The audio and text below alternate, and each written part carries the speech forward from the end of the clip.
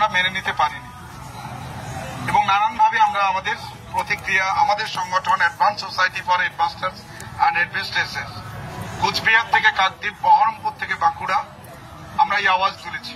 গতকালকেও আমরা আমাদের হাজরার কাছে একেবারে কালীঘাট থেকে কাছাকাছি সুজাতা সদনে 5 শতাধিক প্রধান শিক্ষক শিক্ষিকা সম্মিলিতভাবে ডিসিশন নিয়েছি যে এদেরকে বাদ দিয়ে আমরা মাইনে করতে পারি না।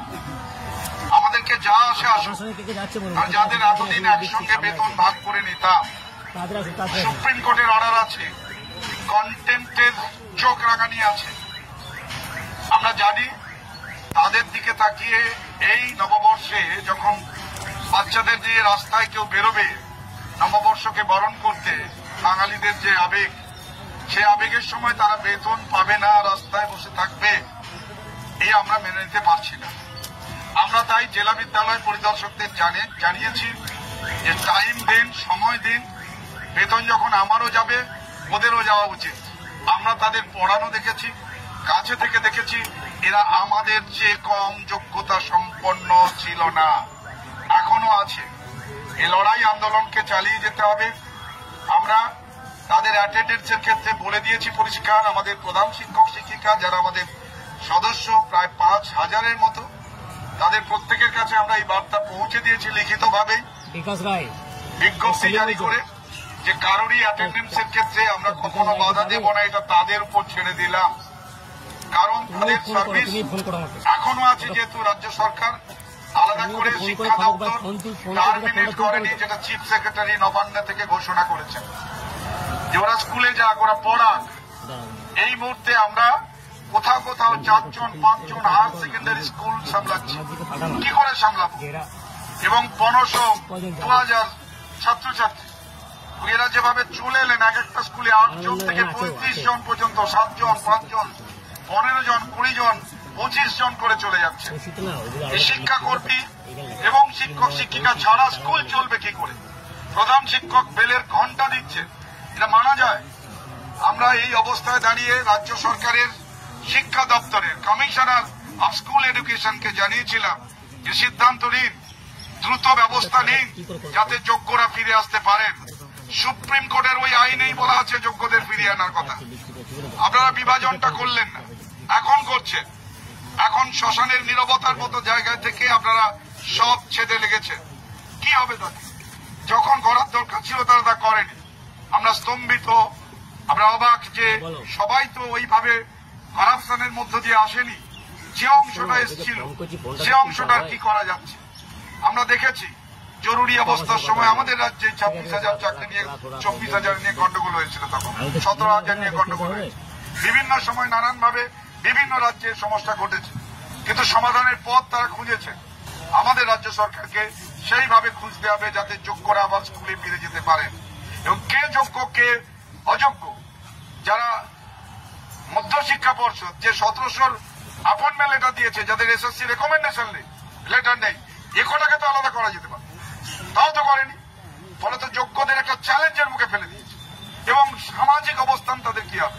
গায়ে কাঁটা দেয় ভাবলে যে একটা চাকরি 5-6 বছর ধরে পার্মানেন্ট সার্ভিসে যুক্ত হয়েছেন, সংসার করেছেন, কেউ কেউ বাড়ি বানিয়েছেন, বাবা মা অসুস্থ, বাড়িতে এই অবস্থায় টাকা পেতাম না, বেকারত্বের জ্বালা আমরা বুঝি। যারা ওই শহীদ মিনারে বসে আছে তাদের জ্বালাটাও বুঝি।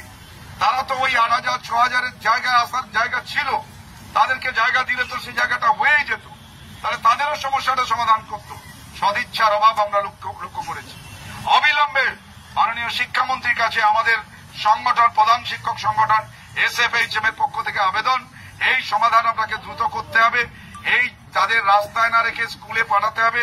দীর্ঘদিন শিক্ষক শিক্ষিকা শিক্ষাকর্মী নিয়োগ নেই, ট্রান্সপারেন্টলি এন্ড ইমিডিয়েটলি তারা যাতে অ্যাপয়েন্টেড হতে পারেন সেই ব্যবস্থা করতে হবে। যেহেতু রিভিউ পিটিশনের সুযোগ আছে, আরো কত কিছু সুযোগ আছে, আইনজ্ঞদের পরামর্শ নিয়ে দ্রুত ব্যবস্থা নিয়ে শুধু স্কুলকে গরমের ছুটির দাবি অনির্দিষ্টকাল ছুটি রেখে এই সমস্যার সমাধান করা যাবে না। আমরা ডিএ পাইনি, অনেক বঞ্চনা আছে, কিন্তু টিচারদের যোগ্যদের আবার রাস্তায় না থেকে তাদেরকে স্কুলে ফেরান, এই দাবিতে আমাদের আন্দোলন কিন্তু চলবে। আমরা প্রধান শিক্ষক শিক্ষিকা মনে করি আমাদের ভাই বোনরা তারা এই রাস্তায় বসে থাকবে না, তারা যেন স্কুলে যেতে পারে যোগ্য মর্যাদার সঙ্গে, সেই ব্যবস্থা এই রাজ্য সরকারকে, এই শিক্ষা দপ্তরকে, এই স্কুল সার্ভিস কমিশন এবং মধ্য শিক্ষা পর্ষদকে সেটা নিশ্চিত করতে হবে। আমরা সেই অপেক্ষায় আছি, সূর্যোদয়ের যে ভোট সেটা যেন দেখতে পাই। আমরা এই আন্দোলনকে সংহতি জানাই। এখানে যারা খোলা আকাশের নিচে ঝড় জল মাথায় করে তারা লড়াই করছে, তাদের প্রতি আমাদের সহানুভূতি, সহমর্মিতা এবং সহযোগিতা সবসময় থাকবে। তোমরা ফিরে এসো, আবার স্কুলে এসো। স্কুলের বাচ্চাদের মন খারাপ, তোমরা অভিভাবক অভিভাবিকাদের বিরাট একটা অংশ চাইছে যে এদের সঙ্গে এত ভালো করে শেয়ার করতাম, তারা কাঁদছে, কেউ কেউ এসে বলছেন তারা ফিরে আসুক, সেই অপেক্ষায় আমরা আছি। আমরা 17 তারিখ পর্যন্ত একেবারে পরিষ্কার ভাষায় জানাই, সারা রাজ্যে বলেছি কেউ বেতনের রিকুইজিশন এক্ষুনি ফিল আপ করে পাঠাবেন না। আমরা 17 তারিখ পর্যন্ত অপেক্ষা করব। 17 তারিখে সুপ্রিম কোর্টের একটা হিয়ারিং আছে। হিয়ারিং এর পরও যদি পরিষ্কার বার্তা আমাদের কাছে না আসে, ততদিন অপেক্ষা করার পর আরো দুদিন, আমরা 2-3 দিন সময় পাচ্ছি। 20 তারিখের পর আবার এক্সটেনশন আমরা চাইছি, আবার এক্সটেনশন বিকাশ ভবনের কাছে চাইছি যে আপনি আমাদের এক্সটেনশন দিন, যাতে আমাদের স্যালারির সঙ্গে এদের স্যালারিও পাঠানো যায়।